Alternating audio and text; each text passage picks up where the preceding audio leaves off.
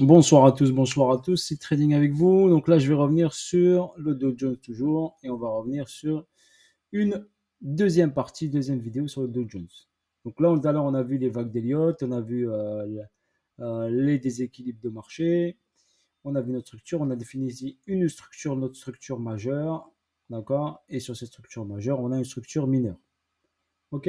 Ça, on l'a vu tout à l'heure avec des rectangles. Structure majeure, ici j'ai mon lolo, ici j'ai mon high high. Donc le plus bas, très simplement, le plus bas et le plus haut de la structure majeure. Sur cette structure majeure, on a une structure mineure qui est ici. D'accord? Et on a également une structure mineure ici. On a le plus bas ici et le plus haut ici. Et ici, le plus haut et le plus bas fraîchement créé. Théorie de dos, comme on avait vu, on a eu le plus bas ici. On a créé ici un high low, ici un high low, ici un high low. Et là, fraîchement, on a créé un high low qui est notre low de la structure mineure ici bas. Ok, théorie de dos. La tendance pour l'instant est toujours haussière tant que ces 26 000 $ ne sont pas fracturés. Ok. Tout à l'heure, on a vu les vagues d'Elliott. Ok. Et je vous ai dit qu'on est ici, par exemple, sur une vague 5. Donc, je vais décortiquer cette vague 5 et on va s'amuser un petit peu. Et je vais vous faire découvrir, si vous ne connaissez pas, les vagues de Wolf. Vous pouvez faire vos recherches, vous les avez sur Google et vous pouvez regarder. Vagues de Wolf. Donc les vagues de Wolf, ce qui est intéressant, et c'est différent des vagues d'Elliott. Donc les vagues de Wolf se définissent bien sûr en 5 vagues. Je vais vous les décortiquer. On a une vague 1, une vague 2, une vague 3, une vague 4, une vague 3 ici. Par contre, la vague 4, elle enfonce la vague 3, la vague 1. Ce qui n'est pas le cas d'Elliott. Le cas d'Elliott, elle s'arrête au-dessus. Les vagues de Wolf, la vague 4 enfonce la vague 1 et après on a une vague 5. Ok. Juste la 4 est en dessous de la vague 1. Ok. Et après, à partir de ça, je peux déterminer le target de ici du retracement par rapport à cette vague. Le target des retracements quand j'ai des vagues de Wolf, c'est que je prends ici le sommet de la vague 1 et le sommet de la vague 4, je trace une ligne ici et le prix doit revenir sur cette trendline. Ok, voilà l'explication rapide. Vous pouvez bien sûr trouver ceci sur Google par exemple, partout sur les moteurs de recherche. Maintenant, comment les déceler, comment les voir? Donc là, ici, j'ai quoi? Ici, j'ai une hausse, un retracement, une hausse. Donc j'ai deux mouvements, si vous voulez. Un mouvement, deux mouvements expansifs. Deux expansions ici. Ok, on va décortiquer un peu cela. Donc là, si je prends ici, par exemple, pour mes vagues ici, je vais commencer par cet exemple. Je vais commencer par l'exemple ici. Donc ici, j'ai une vague 1, une 2, une 3, une 4 qui enfonce la 1, c'est parfait. Et là, on a une vague 5. Ok, 1, 2, 3, 4, 5. Nous, ce qui nous intéresse, c'est la 1 et la 4. Donc, qu'est-ce qu'on fait? On prend ici notre trendline ici, on prend le sommet ici et le sommet de la 4 et ici, on prolonge une trendline ici. Ok, je vais enlever ça pour ici pour mieux définir. Après, on peut aller pour finir, aller en daily ou un truc comme ça pour mieux. Donc, on prend le sommet ici, on trace ici, on peut être plus précis bien sûr et je vais vous le faire juste grosso modo aujourd'hui pour essayer de comprendre. Donc, ça veut dire que par rapport à ce mouvement expansif qu'on a eu ici, donc sur tout ce mouvement-là, le prix, quand il retrace, il va revenir sur la trendline jaune ici. Donc sur cette trendline jaune, bien sûr, là, il ne va pas revenir sur cette partie-là, parce que déjà le prix, il a travaillé, mais il va revenir sur cette partie basse. Donc le prix, déjà, on a une information que le prix peut descendre beaucoup plus bas. On a quoi ici en face? Eh bien, on a ici notre zone, ici, notre déséquilibre. Donc on a une confluence entre le target des vagues de Wolf et notre confluence par rapport à ça. Je ne traite pas uniquement avec les vagues de Wolf, mais ça me donne une indication sur un target. Potentiellement, si j'ai beaucoup de confluence, ça va me confirmer mon target, pour votre information. Mais je ne traite pas uniquement avec les vagues de Wolf. Ça, c'est le premier exemple. Ça veut dire que notre BTC, notre Dow Jones, notre DJ reviendra dans la zone entre 22 et 20 000 $. Ça, je le sais par rapport à ce mouvement-là. Ensuite, à partir de ce mouvement ici, je vais vous montrer et je vais tracer, je vais décortiquer. Vague de Wolf. Ici, impulsion, retracement. Ok, on voit ici le retracement. Impulsion, retracement. La 4 enfonce la 1, on est ok. Et ensuite, impulsion. D'accord? Donc là, on a quoi? 1, 2, 3, 4. Ce qui m'intéresse, c'est la 1 et la 4. Ok, 1, 4, j'ai mes sommets. Donc qu'est-ce que je fais là? Je prends ma trendline ici, mon sommet ici de ma 1, moi ici, mon plus bas de la 4, donc sommet 1 plus sommet de 4. Et par rapport à ce mouvement qui est parti d'ici, d'accord, 1, 2, 3, 4, 5, et bien on a quoi? Notre target sur la trendline. Et le prix, il a fait quoi? Et bien il est venu pile poil sur la trendline. Ok, regardez bien, ici, il est revenu sur la jaune. Si je suis beaucoup plus pointilleux quand je la trace, ce sera peut-être beaucoup plus pertinent. Et on voit bien ici que le prix est venu rebondir sur la trendline, donc est venu chercher le target de ces vals de Wolf. Ok, je peux également vous montrer un autre exemple. Ok, ça marche ici aussi, ça marche aussi baissier. Donc regardez ici, je vais vous montrer comment ça mettre dans mon trading. Donc là, j'ai une vague 1. Ok, là j'ai une vague 2. Là j'ai une vague 3. Là j'ai une 4. Ok, là j'ai une 5. Ok, ce qui nous intéresse, c'est sommet de la 1 et le 4. Donc on prend une trade line ici, on prend ici, hop, le corps ici, on tire la trend line. Ok, notre vague 5, elle s'est finie ici. Donc quand cette vague 5 est terminée, elle retrace sur la trend line. Notre vague 5 était ici. Le target, il est venu, il s'est arrêté ici le prix. Donc regardez, 1, 2, 3, 4, 5. Vague de Wolf, vague la 4 enfonce la 1, on est bien sur des vagues de Wolf. Le target était sur cette trendline, le prix est revenu sur cette trendline. Ok, voilà une partie de trading qui vous permet de déterminer par exemple des targets grâce aux vagues de Wolf. Donc vous avez les vagues d'Elliott et les vagues de Wolf. Voilà un petit exemple pour vous amuser un peu en trading. Donc il y a plusieurs manières d'interpréter, d'analyser et de définir. Quand l'objectif est en trading d'avoir le max de confluence. Il ne faut jamais avoir une seule méthode, c'est combiner plusieurs méthodes pour atteindre un objectif final. N'oubliez pas ça. Ok, c'est pas une méthode qui marche, c'est toutes les méthodes fonctionnent.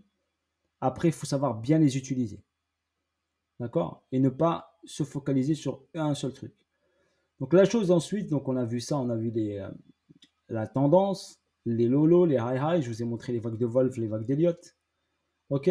Après, il faut s'intéresser à la liquidité. C'est où qu'il y a de l'argent. D'accord. C'est la question que vous devez vous poser quand vous regardez un graphique. Où y a-t-il de l'argent? Donc l'argent, on le trouve où? Sur des déséquilibres de marché. Je vais prendre mon petit stylo. Ça, par exemple, là, c'est de l'argent, c'était un déséquilibre de marché. Le prix il est revenu, il est remonté pour combler le déséquilibre. Donc là, il y avait de l'argent. Ça s'appelle un price delivery. Donc on a délivré le prix rapidement en français. Je vous donne la définition.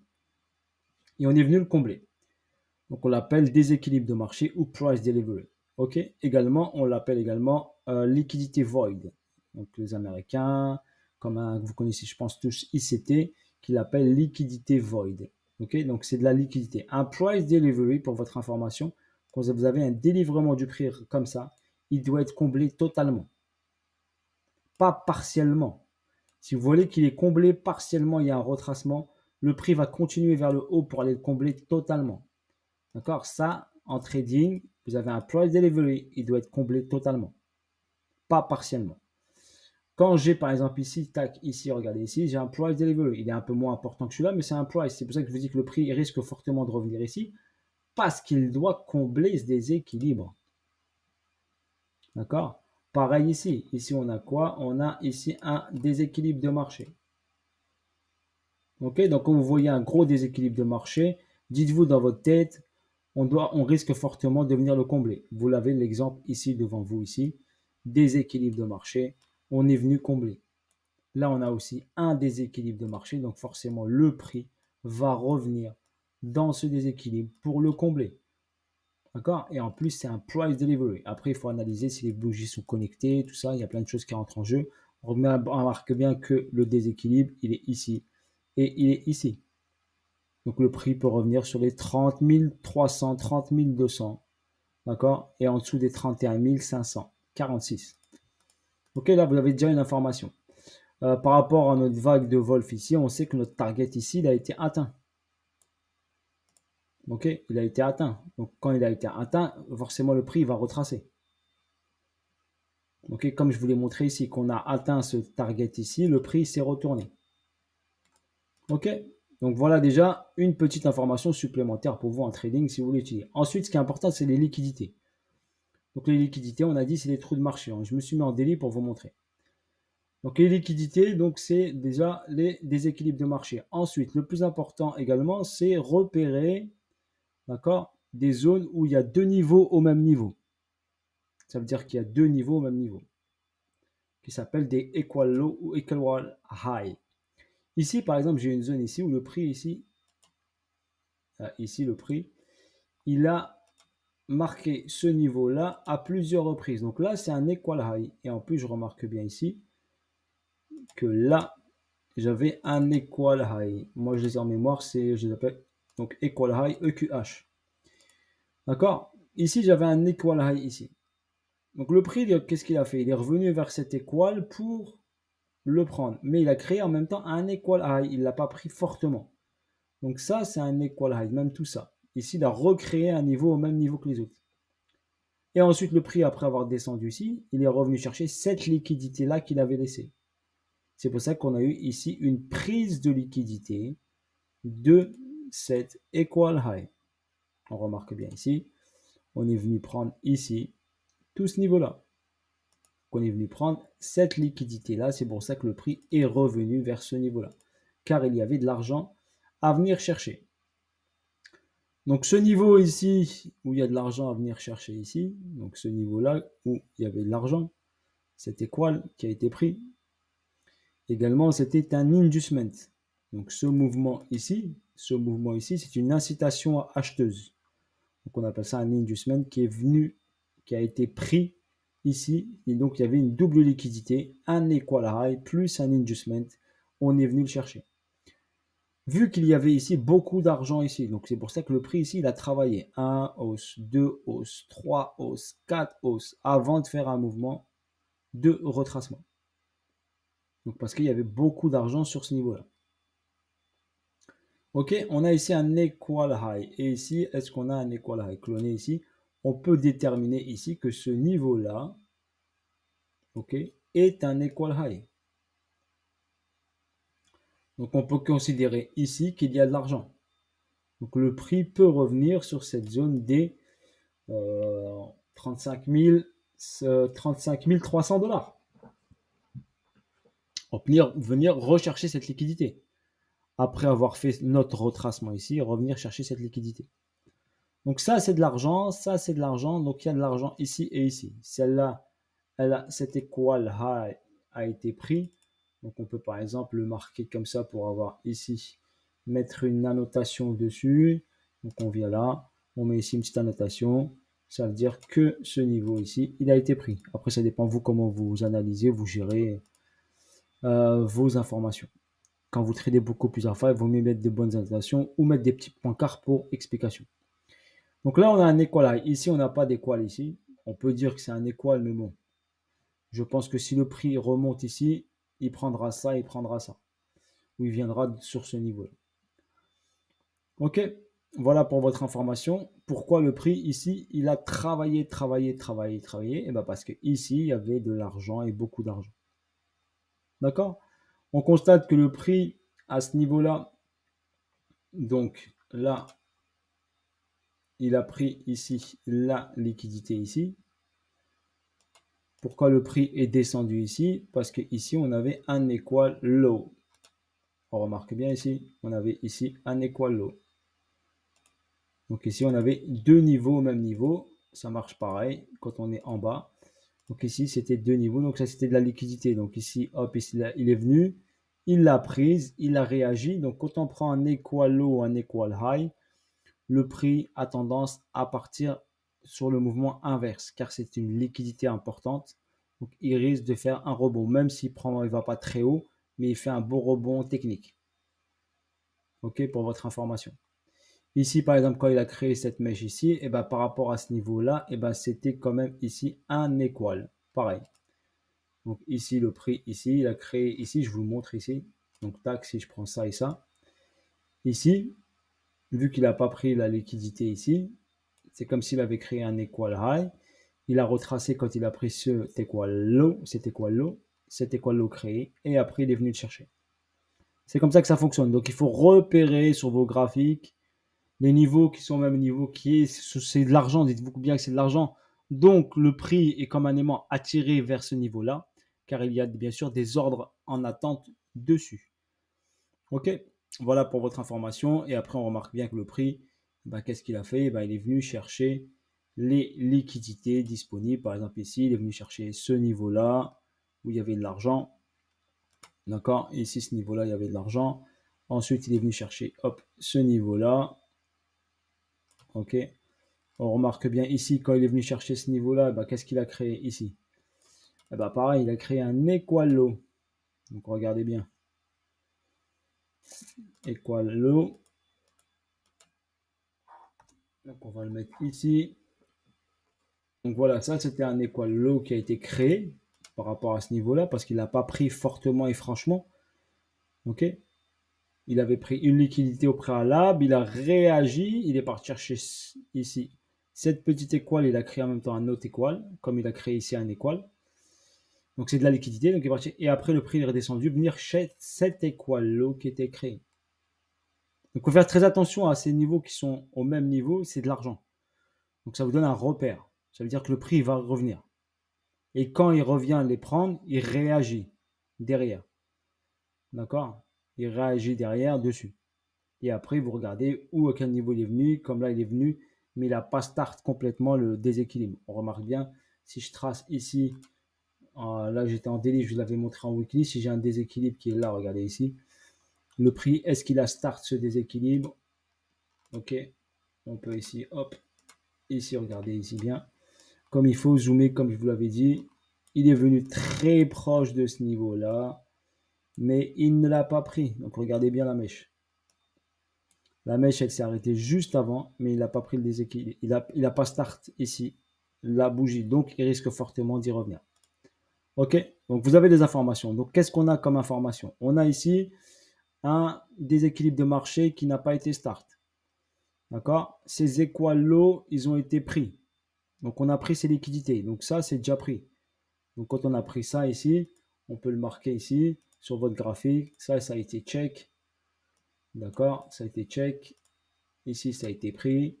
Quand le prix prend des equal high ou des equal low, il se retourne. C'est un très bon, c'est un très bon niveau pour que le prix puisse faire un retournement. Donc, soit c'est un retournement pour un retracement ou un retournement pour une continuité baissière. Comme là, c'était une continuité, on était dans la tendance. Donc, il est venu chercher l'equal high ici en créant un autre equal high et il a continué sa baisse.